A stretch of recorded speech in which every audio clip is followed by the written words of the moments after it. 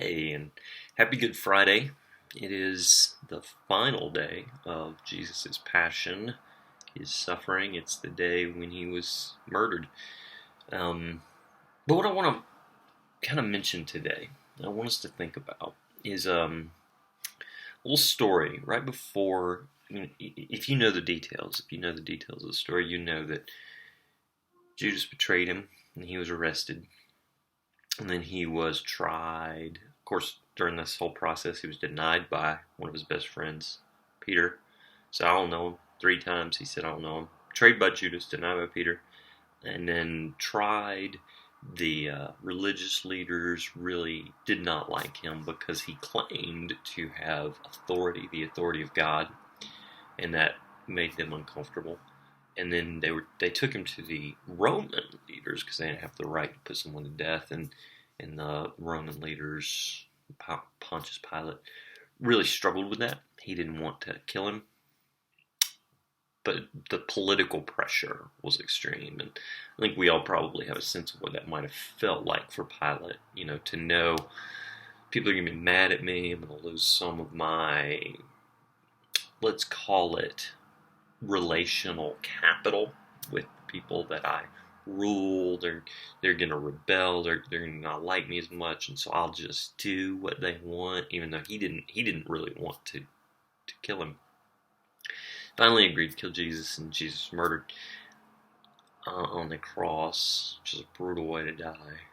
You suffocate more than anything. That's why, if you know the stories, they break the thieves' legs at one point, and they do that because you breathe by pushing up on your feet. The way you're hanging there, it's designed to be not only murder but torture. And so he died that way. And what I want to mention, I want to talk about this right before he is arrested. It says he went, and this is Matthew 26. I'm just going to read a little bit. Jesus went with him to a place called Gethsemane. It's a garden out across the valley. He said to his disciples, sit here while I go over there and pray. And taking with him Peter and the 2 sons of Zebedee, he began to be sorrowful and troubled. And he said to them, my soul is very sorrowful, even to death. Remain here and watch with me. And then going just a little further, he fell on his face and prayed, saying, my Father, if it is possible, let this cup pass from me. Nevertheless, not as I will, but as you will. And I just want to... That bit right there where Jesus said, my soul is very sorrowful, even to death. Remain here and watch with me. We have a tendency to think of Jesus as this sort of stoic. He has it all together. He's dispensing wisdom all the time and telling people what they need to do and speaking in a very British, probably, accent because all the movies, Jesus is British. It's not like that. He says right there, I'm sorrowful, I'm hurting, and he goes and he falls on his face in prayer. Jesus hurt, Jesus wept, Jesus grieved deeply and feared, and the anxiety within it, he knew it was coming. The anxiety was great. I just want to dwell in that because Good Friday, it's not good. Not really. It's a tragic day in the history of the universe. Well, probably the greatest evil ever to occur is the brutal torture and murder of the only truly good man that ever lived. And yet, it's good because it is God entering into our suffering, not only to share in death, but to feel that. You ever feel anxious? Maybe you do right now. I know some people in this COVID-19 moment that we're living through, struggling with anxiety. It could be fear of catching the disease, fear of loved ones catching the disease. Maybe it's economic fears, right? I know if you have 401k money, you probably have less than you did 3 weeks ago. That's true for probably most Americans. It's a time of anxiety. Listen. Jesus entered into that anxiety. He feels our sorrow. He feels our pain because he wants to. Because he wants to share it with us. He entered into it in order to redeem us, restore us, to make humanity what it might have been.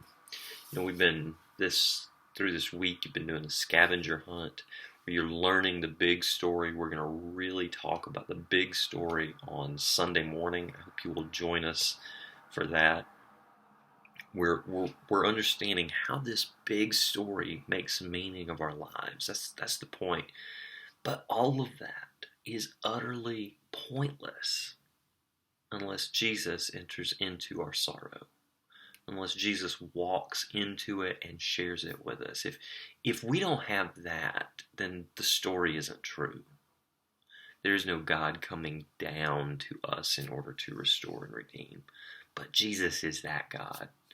He shares in our pain, and he longs to make things new. Good Friday is a time of sorrow. It's a time of suffering. It's a time of pain. It's a time to remember this world is not what it's supposed to be, and even the God who made it has suffered in it.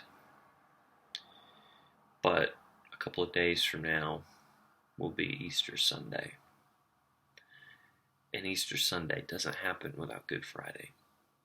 A lot of us want victory. A lot of us want power. A lot of us want authority. A lot of us want to overcome. But these things don't happen unless there is the suffering. Do you want to restore something in yourself? Something you're working on? Something you want to do better?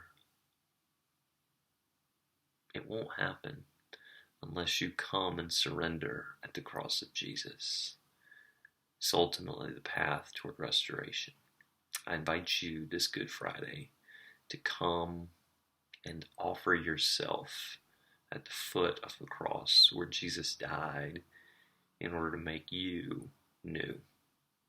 Hope you have a wonderful weekend, and I hope you'll join us on Easter Sunday.